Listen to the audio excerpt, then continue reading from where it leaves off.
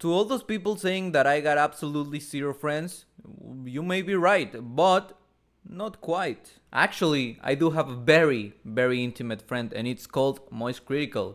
He said it himself. Do I care about how you spend your own money? Yes. I'm not your boss. I'm not your Fortnite duos partner. But I am your friend. And I think that's enough to consider him a dear friend of mine. And I feel like a lot of people will feel related that MoistCr1TiKaL accompanied a lot of us in our journeys of life. Of course, he does not know us. Of course, he does not know of our existence. But you know, I've seen Charlie since 2020, right now being 2025. So yeah, he's basically been a constant flow of culture in my life for 5 years and counting. That's actually crazy. You know, I used to think that PewDiePie was my favorite YouTuber. I knew him since like 2015, but I really started watching him like 2018 or something. Maybe stopped by like 2022. That would make like 4 years, but really I've seen Charlie even more time than that. I mean, I still watch PewDiePie. It's not like he disappeared or anything, he still makes great content. But yeah, let's just say if he uploads like 4 videos a month, I'll watch 3. And the funny part is that I didn't even realize it until now that I'm doing the count. But how exactly a phenomenon like this could actually exist? How can he be so relevant for so many years? Even before 5 years, like he was relevant since like 2017. Well, of course, it would be silly to say that I have the absolute answer, but I think we all have these ideas and I want to share it all with you. And one of the ways is that he has a really good ability to get into some communities without feeling opportunistic. Because yeah, we have seen it a lot of times. Barbie will have a movie. Oh, now everybody is part of the Barbie community. Well, if it was MoistCr1TiKaL, he would be a Barbie fan just before that happened. So an example of this is that Pokemon recently announced that they're gonna have a brand new video game that is called Pokemon Champions, and it's just gonna be about battling. So the game has not been released yet and it's still a long way coming. And I already saw a video of him playing Pokemon Showdown, which is like a Pokemon battle simulator that you can go through your web browser and play it. So the time that Pokemon Champions comes around, he will be ready and he will be good at the game. And the game, because of course it's Pokemon, is going to get a lot of hype around it. It's gonna be so mainstream, at least in the gaming community and all of that. So he's definitely gonna get a piece of that cake. And I think that a lot of YouTubers, when it's getting closer to the date and they say,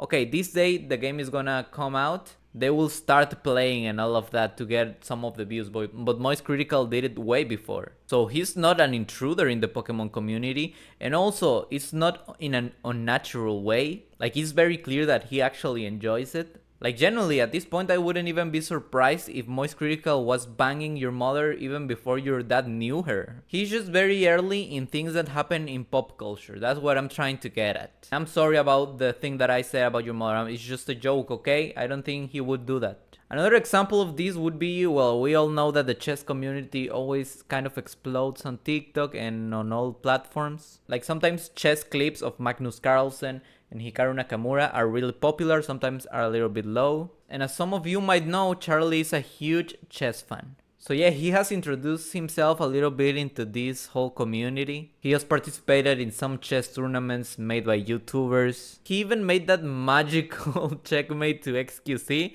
That just was legendary, that will never repeat. And not only he joins some communities that are already established, like the Yu-Gi-Oh and Pokemon card communities, but he also even creates some communities sometimes. Like when he used to do some speedruns and break some records on some indie games, like Mr. Krabs overdose on ketamine. And well, I don't know if it was unknown, but definitely he was really good at it. Granny. So yeah, he has made some communities even bigger than they are. And he has also joined really well-established communities in a natural way because he actually enjoys it.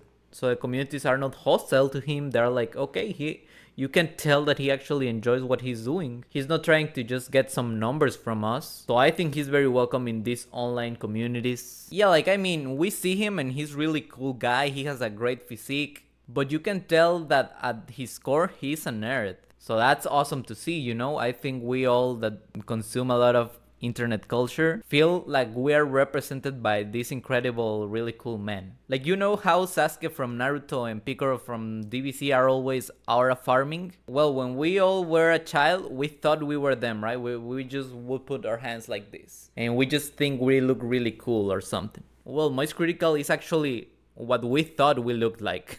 So yeah, he's a nerd that has a lot of aura. I feel like that plays a huge role in why he's so successful as he is. And now we can go to another thing, which would be a little bit of what I was saying in the beginning. I feel like a lot of us see him as a friend in some sort of way. Now, of course, he wouldn't give a single penny if our lives depended on it. He does not know us, but he's very genuine in the things he says. I feel like a lot of YouTubers just see a situation and they're going to speak about it, but they try to see what the consensus is, like, do people like this person that I'm going to speak about? People not like him? What should I say? And I feel like MoistCr1TiKaL sees the situation and maybe he even tries to avoid watching something else, so his opinion is genuine, at least from what he knows. So yeah, that's something really inspiring. I think I also try to do this. I mean, this is my second video ever, like I cannot say that I do that. But yeah, I'll definitely try to be a little bit like Moist and be true to myself, even if it can get me in trouble. And the third one, which I think is the most obvious one that everybody knows, is his really cool visual identity. It's really simple, really cool, very straightforward. He's just this guy that looks like Jesus Christ and has like a white t-shirt. In fact, I feel like that's missing on me. Like, what do you guys recommend to me? Should I wear like a Mexican hat or something? Like, how can I have a really strong visual identity? I would actually love wearing like black shirts. I feel like black shirts are the ones that fit me the most. I mean, I like using this type of silly colors. Like, oh, this is like the green screen green color. Kind of silly. You could just Photoshop something into here. That could be really fun. But yeah, his branding is really recognizable, really easy to understand. I mean, this is kind of unfair to be like, oh, I'm trying to get some points of why he's successful. Like, there's of course a lot. Like, he's been in this YouTube thing for more than 10 years. I think 14 years, something like that. And also he's being absolutely and extremely consistent. Like, he usually uploads like 2 videos a day. Like, I don't even know how he does that. Most of them he edits, which most YouTubers nowadays, I don't think they edit their videos, which makes absolute sense. Like, as soon as I'm getting some money from this YouTube thing, let's say I get $30. I'm paying those $30 to an editor. Like, I don't mind. What I do wonder a little bit, especially watching people like Mr. Beast and all these people's advice, like, I don't know exactly why he gets so much retention on his videos. Like, I know that I see his videos complete, every single one of them. I just put the whole video. I don't see 3 minutes and then just skip it. Like, if I'm going to see a MoistCr1TiKaL video, I see it complete. I don't know why that happens, because he has a lot of what people would call dead moments, but it doesn't really feel like it. Like, you know, I think this has to do with his sense of humor.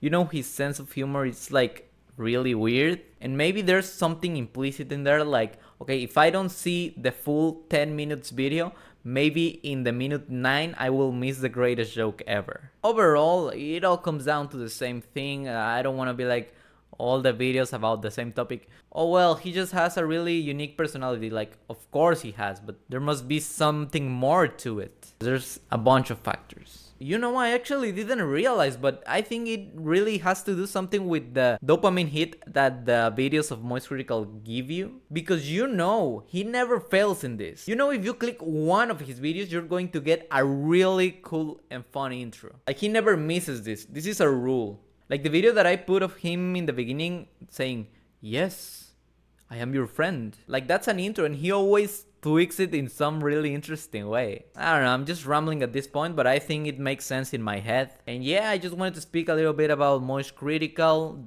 open the discussion. What do you guys think that he's so popular and so relevant after so many years? Of course, his unique personality, blah, blah, blah. But what else? Do you think you know something that I didn't mention here?